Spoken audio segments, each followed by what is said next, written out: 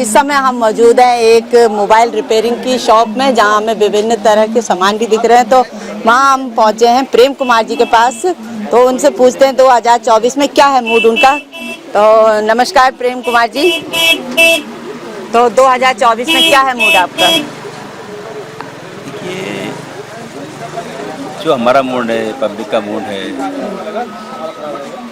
2024 के अंदर अभी तो गुमनाम है। अभी किसी से पूछो तो वो जवाब देता नहीं है। हम भी खुद अभी गुमनाम है अभी। लेकिन मैं एक पार्टी कार्यकर्ता होने के नाते, एक कांग्रेस कार्यकर्ता होने के नाते कहना चाहता हूँ कि सरकार जो कर रही है वो सही नहीं कर रही है। क्योंकि कारोबार नहीं है, रोजगार नहीं है, युवा बेरोजगार है। उत्तराखंड में भी बीजेपी। ना बीजेपी किसको जिताएंगे? धामी जी को। गांधी जी को। तो आपको मालूम है कि यहाँ से कौन सांसद लड़ रहे हैं? यहाँ से हाँ। है कि वो जनप्रतिनिधि, चाहे वो विधायक हो, सांसद हो या मेयर हो या एक पार्षद भी बने, तो ऐसा बने कि जनप्रतिनिधि उससे हिम्मत रखे कि मैं इसके पास जो है आपका एक काम करा सकता हूँ या मैं अपना काम भी करा सकता हूँ। चाहे मटर गली में जो पहाड़ का अगर आदमी यहाँ आता है तो सबसे पहले मटर गली में ही प्रवेश करता है, और मटर गली एक ऐसी जगह है जहाँ से हमें पता चलेगा कि पहाड़ में लोगों के किसकी लहर है और किसके बारे में लोगों जनता का मूड है। तो चलिए आइए पूछते हैं हम लोगों से। तो 2024 के चुनाव पास ही हैं, कुछ ही दिन रह गए हैं, तो इस बार किसका मूड है? जी मैम, बीजेपी का। तो उत्तराखंड में भी बीजेपी। ना बीजेपी किसको जिताएंगे? धामी जी को। गांधी जी को। तो आपको मालूम है कि यहाँ से कौन सांसद लड़ रहे हैं? यहाँ से हाँ। तो पूछते हैं उन्हीं से। हाँ जी भैया, 2024 के चुनाव पास ही हैं और इस बार क्या मूड है आपका? पहले तो नाम बता दीजिए। रोशन लाल केसरवानी। अच्छा जी, हाँ जी, तो बताइए क्या मूड है आपका इस बार? क्या है? बीजेपी। बीजेपी, अच्छा अच्छा। तो हम अगर बीजेपी आती है तो आप आने वाले समय में क्या विकास देख रहे हैं? अब विकास क्या, सभी पब्लिक चाह रही है, हम भी चाह रहे हैं ना। अब मोदी जी आ रहे हैं लेकिन विकास भी तो देख रहे होंगे कि आने वाले समय में, अब जो पिछले 10 सालों में हुआ है तो इस आने वाले सालों में थोड़ा बहुत तो कर ही रहे। थोड़ा बहुत बस सब सही है, हमें आपको करना क्या है। कुमार नीरज, अच्छा, जो इस बार का जो चुनाव लड़ा जा रहा है 2024 का, तो आपको पता ही है कि हल्द्वानी से कौन, पहले तो ये बता दीजिए कौन प्रत्याशी चुनाव लड़ रहा है भाजपा का? हल्द्वानी रुद्रपुर से अजय भट्ट जी हैं। अजय भट्ट जी, हाँ जी। तो जो आज किन मुद्दों को लेकर हो इस बार का चुनाव जो लड़ा जा रहा है?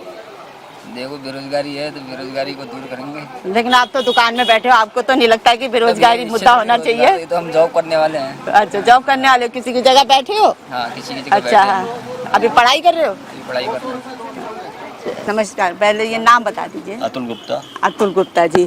तो इस बार 2024 में किसको लाना चाह रहे हैं आप? 2024 में तो लाना तो क्या चाह रहे हैं, आएंगे तो मोदी जी। हाँ जी, हाँ जी। ठीक है, परंतु लाना तो हम चाह रहे हैं कि कोई विपक्ष आए यहाँ पर मजबूत, तब तो मजा। तो यहाँ तो कुछ दिख ही नहीं रहा था हुआ कुछ। अभी तो ये बीजेपी वाले 400 पार दिख रहे हैं, पर फिलहाल 400 पार नहीं होंगे, नीचे ही रहेंगे। तो ये जो इस बार का चुनाव लड़ा जा रहा है, किन मुद्दों को लेकर लड़ा जा रहा है? मुद्दा कोई नहीं है, केवल मुद्दा एक ही है, हिंदू मुस्लिम। हिंदू मुस्लिम। कोई मुद्दा नहीं है, ना विकास का मुद्दा है, ना किसी चीज़ का मुद्दा है, हिंदू मुस्लिम का लेकिन मुद्दा है। आम जनता के लिए तो ये कोई शिकायत नहीं हुई ना कि हिंदू मुस्लिम? नहीं, तो आम जनता से मतलब नहीं है ना, आम जनता तो समझ ही नहीं रही ना इस चीज़ को आगे। आम जनता तो केवल हिंदू मुस्लिम में ही बट के रह गई है। क्योंकि आम जनता की बस एक ही शिकायत है कि हमें रोजगार दीजिए, पानी, बिजली। तो वो कुछ नहीं मिल रहा अभी, सब रोजगार चौपट पड़े हुए हैं इस समय मार्केट के अंदर। सब दुकानदार परेशान हैं, हर तरीके से अर्थव्यवस्था सारी बिगड़ी हुई है।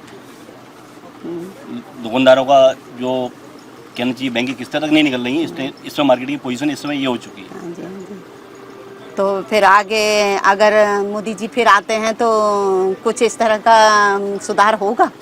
अभी देखिए, अब मोदी जी के हाथ में सुधार करेंगे या क्या करते हैं, जो पिछले 10 सालों में नहीं हुआ वो इस आने वाले सालों अभी में? तो उम्मीद नहीं दिख रही है। अभी उम्मीद नहीं है। अभी नहीं दिख फिर भी लोगों की एक पसंद है कि मोदी जी। बस पसंद वही है, मोदी जी। अच्छा, और उम्मीद अभी अर्थव्यवस्था पे नहीं दिख रही कि अर्थव्यवस्था भी सही होगी। अच्छा। तो मोदी जी ने तो कहा था कि हर एक के अकाउंट में 15 लाख होंगे और हम बाहर से भी पैसा लेके आएंगे। कुछ इस मुद्दों में कोई बात चली फिर? नहीं, अभी तो कोई बात चली नहीं है। बाहर से पैसा कहीं दिख नहीं रहा। फिलहाल तो अभी हमें ये दिख रहा है कि अभी हम ही कर्जे में हैं। अब तो हमारा जो पहले कारोबार चलता था वो सारा कारोबार चौपट हो चुका है। भाई जब अर्थव्यवस्था पब्लिक के पास, आम पब्लिक के पास पैसा नहीं होगा तो हमारे पास कहाँ से आएगा? क्या कारण? कारण वही अर्थव्यवस्था सब बिगड़ी हुई है कि किसी बार कहीं से कुछ अर्निंग हो नहीं रही है, काम धंधे से किसी के है नहीं। जब काम धंधे नहीं है तो पैसा अपने आप आएगा ही नहीं मार्केट में। तो आगे उम्मीद है ऐसी? अभी तो उम्मीद नहीं दिख रही। अभी तो उम्मीद बिल्कुल ऐसी दिख रही है जैसे और हो सकता है कि आगे और डाउनफॉल जाए जिस ढंग से इस समय चल रहे हैं हम लोग। तो फिर परिवर्तन क्यों नहीं? परिवर्तन का तो कुछ दिख ही नहीं रहा। वो तो हिंदू मुस्लिम चल रहा है इस समय, परिवर्तन दिखेगा कहाँ से? तो हिंदू मुस्लिम से पेट की आग तो नहीं बुझाई जा सकती है ना? देखिए ऐसा है ना, अब इसमें क्या कहा जाए। इसमें सबसे मेन जो चीज़ चल रही है कि आदमी का दिमाग जो डाइवर्ट है इस समय केवल उसी पे चल रहा है। और उन्होंने 3-4 काम ऐसे कर दिए हैं मोदी जी ने, भाई मंदिर बनाना, धारा 370 हटाना, तो उससे आदमी थोड़ा प्रभावित, भाई जो उन्होंने कहा वो उन्होंने पूरा कर दिया। जी जी। तो आपका ये है कहना है कि इस समय हमें विपक्ष में कोई ऐसा नहीं दिख रहा है जो इस मुद्दे को आगे ले जाके कोई विकास करे? हाँ जी, बहुत बढ़िया चलता है प्रचार प्रसार। व्यापारियों के लिए उन्होंने कई तरह की सुविधाएं दे रखी हैं। और जैसे कि उत्तराखंड के लिए उन्होंने ऑल वेदर रोड, उज्ज्वला योजना, नारी सम्मान योजना, काफ़ी उन्होंने इसमें काम किया है। और निरंतर इस तरीके से आयुष्मान कार्ड जैसी उन्होंने कई सुविधाएं दी हैं जिसमें कि आम जनमानस स्वास्थ्य संबंधित जो मामले हैं वो अपना इलाज फ्री करवा सकता है। इसके लिए मैं 2024 में ही माननीय प्रधानमंत्री मोदी जी को पूरी प्रशंसा करते हुए उनका आभार और धन्यवाद। इस समय हम मौजूद हैं एक मोबाइल रिपेयरिंग की शॉप में जहां हमें विभिन्न तरह के सामान भी दिख रहे हैं। तो वहां हम पहुंचे हैं प्रेम कुमार जी के पास, तो उनसे पूछते हैं 2024 में क्या है मूड उनका। तो नमस्कार प्रेम कुमार जी, तो 2024 में क्या है मूड आपका?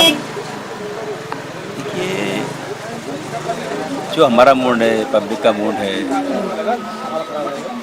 2024 के अंदर अभी तो गुमनाम है। अभी किसी से पूछो तो वो जवाब देता नहीं है। हम भी खुद अभी गुमनाम है अभी। लेकिन मैं एक पार्टी कार्यकर्ता होने के नाते, एक कांग्रेस के कार्यकर्ता होने के नाते कहना चाहता हूँ कि सरकार जो कर रही है वो सही नहीं कर रही, क्योंकि कारोबार नहीं है, रोज़गार नहीं है, युवा बेरोज़गार है, वो कई समस्याएं हैं जिसको पब्लिक बोल नहीं पा रही। हम खुद नहीं बोल पा रहे चीज़ कि हम क्या कर रहे हैं। और आगे 2024 के अंदर जैसा ये मैं नारा सुनना है कि जनते में आते हैं कि 400 पार 400 पार, ऐसा कुछ नहीं। पब्लिक के जो मूड है वो भी कुछ नहीं, गुमनाम है और इसके साथ भी कुछ कह नहीं सकते। तो आपको लगता है कि अगर अगली बार मोदी सरकार आती है तो कुछ परिवर्तन जरूर होगा? देखिए, पब्लिक का मूड है, हमारा मूड है, तो हमारा अपना अधिकार है, हम क्या करते हैं, क्या परिवर्तन लाते हैं। क्योंकि मैं एक जनरली एक आम नागरिक होने के नाते कहता हूँ कि एक अपना अधिकार है, मत अधिकार जो है पब्लिक को भी और मुझे भी बड़ा सोच समझ के वोट करना चाहिए 2024 के लिए, कि आगे जो भविष्य आ रहा है हमारा, हम कारोबार से वंचित हो रहे हैं, बिल्कुल कारोबार नहीं है, पब्लिक पे पैसा नहीं है आज, और जो बाजार था वो फूट गया, हमारा ऑनलाइन नहीं मिलता। इसी मतलब मैं तो ये कहना चाहता हूँ, पब्लिक व्यापारी से भी कहना चाहता हूँ, आप वोट करें तो सोच समझ के करें कि हम अपना भविष्य देखें कि हमारा भविष्य क्या है। तो हमारे साथ इस समय दलजीत नागपाल जी जुड़े हुए हैं हमारे साथ, जो विभिन्न व्यापार मंडलों से जुड़े हैं और सेवा संस्थाओं से जुड़े हुए हैं। तो हम उन्हीं से पूछते हैं 2024 में क्या है मूड उनका। नमस्कार। पहले तो नमस्कार। मैं आपको जो है सबसे पहले तो ये चाहता हूँ कि आपके माध्यम से जो है मुझे बोलने का मौका दिया। और दूसरी चीज़ क्या है कि अब इलेक्शन का समय है, मैं ये देखता हूँ कि अब जो नेता निकल के आ रहे हैं कुकुर मुत्तों की तरह निकल के आते हैं। जैसे क्या होता है कि जैसे कहीं भी बरसात आती है ना, तो मौसम के हिसाब से जो है कुछ ऐसे वो होते हैं, जैसे अब ये इलेक्शन का है तो वो इलेक्शन के बाद जो है वो दिखाई नहीं देते। तो कई लोगों की जन समस्या जो है उनके पास एक तो रास्ता नहीं होता कि हम किससे मिलने जाएं, किससे शिकायत करें। अगर अपने जनप्रतिनिधि से वो शिकायत करने जाते हैं तो उन्हें 2-2, 4-4, 6-6 घंटे तक बाहर खड़े रखा जाता है। उसके बाद संबंधित अधिकारी के पास भेजा जाता है तो उसे ये नहीं पता होता है कि मेरा काम होगा या नहीं होगा। क्योंकि कई बार क्या होता है कि हम अपने जनप्रतिनिधि को उनके जो एजेंडा होता है उस एजेंडे के हिसाब से जो है हम चुन करके उनको भेजते हैं कि हमें जो है आश्वासन देते हैं आप मुझे चुन के लाओ, मैं आपको ये सब चीज़ें सुविधाएं मुफ्त मतलब सुविधाएं दिलवाऊंगा। लेकिन क्या होता है हमारी आवाज़ के लिए वो चुने तो जाते हैं, लेकिन क्या होता है कहीं ना कहीं वो जो है अपना स्वार्थ देख करके जो है वो उन वोटरों को जो है अनदेखा करते रहते हैं। फिर जब इलेक्शन आता है तो उसी वोटर से उम्मीद लगाते हैं कि आप भीड़ में आओ और मुझे जो है फिर मौका दो कि मैं फिर जो है अपनी जो है हिम्मत दिखा सकूं। लेकिन हमें ये लगता है कि जैसे आज की डेट में अगर आप लगाओ कि रोज़गार का है, रोज़गार है, शिक्षा है और सड़क है, बिजली है, पानी है और सबसे बड़ा हमारा यहाँ उत्तराखंड पे पलायन है। उस पर कोई हमारी योजनाएं नहीं है कि जिससे हम पलायन रोक सकें, क्योंकि हमारे पास जरिया तो है लेकिन सोच नहीं है। क्योंकि हर ज़िले के हिसाब से कहीं ना कहीं हमारे पास यहाँ खनिज पदार्थ हैं, तो कई ऐसे हैं कि उस विभाग के अधिकारी तो है हमारे पास, लेकिन हमारे पास उस सोच के हिसाब से जो है वो चीज़ नहीं है कि हम जो है उन लोगों को रोज़गार देने के हिसाब से अपने प्लान बना सके। तो मेरा मानना ये है कि सांसद कोई किसी उसका बने, जब वो जनप्रतिनिधि बने तो वो एक सेवक के माध्यम से काम करे, ताकि वो है कि अगली बार उसे ये कहना ही ना पड़े कि मैं आपका फिर सेवक आपके सामने हूँ। तो यही जो जनसेवक होते हैं 4.5 साल तक नज़र नहीं आते, फिर उन 6 महीनों में फिर नज़र आने लग जाते हैं। ये चीज़ तो मैंने सबसे पहले कहा कि कुकुर मुत्ते की तरह दिखाई देने लग जाते हैं और वो भी नेता बन जाते हैं जो अपना काम खुद नहीं करा पाते, वो खुद नेता के पीछे पड़े होते हैं। तो मेरा मानना ये है कि जनप्रतिनिधि वो बने जो जनता के बीच का, हम जैसे कहते हैं ना कि हमारी जैसे कि एक कई अधिकारियों से जैसे दोस्ताना हो जाता है तो काम करते हैं, तो हम चाहते हैं कि वो जनप्रतिनिधि चाहे वो विधायक हो, सांसद हो या मेयर हो या एक पार्षद भी बने, तो ऐसा बने कि जनप्रतिनिधि उससे हिम्मत रखे कि मैं इसके पास जो है आपका एक काम करा सकता हूँ या मैं अपना काम। तो 2024 के चुनाव को लेकर लोगों में क्या माहौल है और आपका क्या किसको जिताना चाहेंगे इस बार? सबसे पहले मेरा ये कहना है, नाम बता दीजिए पहले। मेरा नाम लक्ष्मी नारायण है। मेरा ये कहना है कि जो समाज में चुनाव आते हैं तो लोग बात करते हैं चुनाव की, सबसे पहले सरकार को ये देनी चाहिए कि यहाँ पे जनता के लिए पानी, बिजली और रोड, हॉस्पिटल और ये अस्पताल ज़्यादा बेस्ट हो, क्योंकि सरकार से जनता यही चाहती है कि कमाना खाना तो उसका रोज़ का है। समाज के लिए यही होनी चाहिए कि रोड सही होनी चाहिए, सड़कें सही होनी चाहिए, बेस हॉस्पिटल सही होनी चाहिए, अस्पताल और क्या कहते हैं स्कूल कॉलेज सही होनी चाहिए बच्चों के लिए, और आने वाले जो भविष्य है बच्चों का जो कॉलेज पढ़ रहे हैं उनके लिए, नौकरियों के लिए वो खुलने चाहिए, जिससे कि सरकार को जनता के लिए बेहतर हो। इसलिए जो ऐसा अच्छा कार्य करेगी सरकार, आने वाली जनता उसी को वोट देगी। तो आप किसको वोट दोगे? अब ये तो मैंने अभी सोचा नहीं है किसको वोट दूंगा, अभी समय आ रहा है, देखा जाएगा, जो सही लगेगा उसको वोट दिया जाएगा। समय तो आ गया है, तो ईवीएम का बटन दबा के किसको जिताएंगे?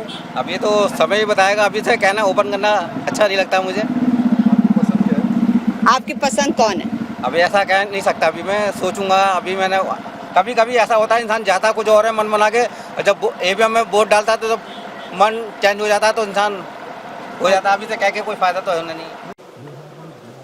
तो हमारे साथ एक भैया जुड़े हुए हैं, तो हम उससे पूछते हैं कि 2024 का क्या माहौल है। नाम बता दीजिए पहले। आप एकदम डायरेक्ट पूछ रहे हो उससे। हाँ, नाम बता दीजिए।